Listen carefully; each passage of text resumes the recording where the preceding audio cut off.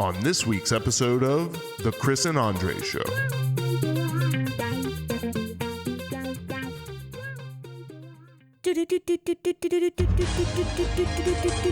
It's time for politics. We are already in 2022, and the progressive wing of the Democratic Party, or Democrat Party, is losing their mind. They have decided that since we can't get what we want, let's consider primarying the incumbent president that we've rode the coattails on as far as a party so far, because that makes a lot of sense. Yeah, I mean, I'm probably 95% uninterested in progressives at this point. Like, it's unfortunate because they share a lot of similarities with the opposite end of the spectrum. Are you saying your opinion on progressive is regressive? No, well, I mean, maybe. It's aggressive. No, I think that, look, we've talked about this before, like, how difficult is it to celebrate the small wins, right? Like, you have to go for the small wins in order to be able to celebrate them and achieve them. And so, right. Like, they're not doing that. But then at the same time, you have, like, the progressive part of the party that is pushing for, well, we're still not, like, we need to be pushing for even more radical things. And it's like, look, would it be great if we could get to some of that stuff? Sure, okay, maybe eventually, but we're not in a place to just do that right now. This isn't Magicville, right? We don't actually live in Disneyland. And we can't just wave a magic wand to make these things happen. So while, eliminating all college debt and making all everybody gets to go to Harvard for free, right? Like, even if, it's like, no, that doesn't make any sense. That's a bad use of resources, right? Like, but at the same time, are there things that we could be looking at doing to make student loan processes less predatory, to make the interest rates lower or more affordable, or whatever it is that we could do? Tuition based on product provided versus product expected.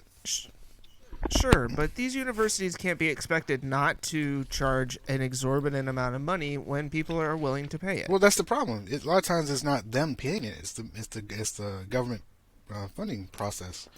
Oh, no, I mean, I fully understand. This is all just like a huge slush fund. Yeah. Scheme. You're not going to argue. Borrow money from the government to give it to the institutions and then pay the government back. Like, this is what our government spends most of its time doing, both Democratic and Republican members. Like, we're just moving money from one millionaire or billionaire or trillionaire group to another. You got to have shell games.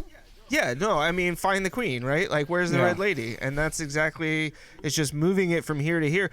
Do you remember a few years ago when we found all of those illegal offshore accounts and everybody was going to get in trouble? And did anything actually happen? Anybody remember that? I remember it. That's why I'm not convinced on the January 6th. I was just going to say, 363 days ago, we had an insurrection, and still very little's been done about that. So, I don't know. Like, I'm just... I'm amused by what they're doing. I understand why they're doing it. Like I've said before, if their movement and their political views are that important, and there's enough people that support it, like, really create your own party and build it to where it's actually a party. I mean, and look, I understand criticizing, like, I understand sitting there and saying, I don't think the president's doing enough, or I don't think the Democratic Party's doing enough, right? Like, as a sitting member of the government. I'm fine with you having your own opinions on these things. I do agree, like, right, let's be realistic about this. Is primarying a sitting president really the best option, right? Like, there's a debate whether or not he's going to even be around, like, he's going to run again in 4 years, right? What doesn't like, make sense is primarying an incumbent president within the party you're attached to, where you're the minority in that party. That doesn't make sense. Well, to me. like, how are you actually going to execute that plan, right? Like, Right. they don't control enough, even at the grassroots level, right, where there seems to be a larger maybe percentage or proportion that is maybe, influenced by the progressive part of the party. But even then, like, I don't even think It's that not that's even true. necessarily It's true, not true. right? Yeah. They just are the ones who tend to make the most noise and therefore get the most coverage at places like, CNN and MSNBC and even Fox News, right? Like, Fox News likes to paint them out as like vampires that will steal your children. well, So- no, right? It's the what is the evil villain group from Spider-Man? The Vicious Sinister Six? The Sinister Six, yeah. Isn't that basically what Fox News paints like AOC and Ilhan Yeah. Omar and all those people?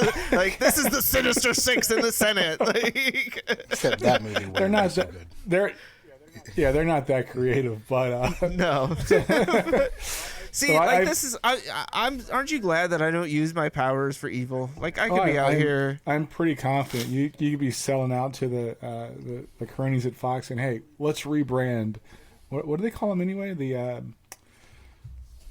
squad. Let's rebrand the squad. To Oh, the Sinister squad. Six. Yeah, the Sinister Six. Yeah. Yeah. I mean, I'm kind of scared now that we're putting that out there. That might become a thing. Like, if in a week Fox News is running that, I'm going to be very upset. Somebody's going to send this to them and be like, guys, we have been missing this the whole time.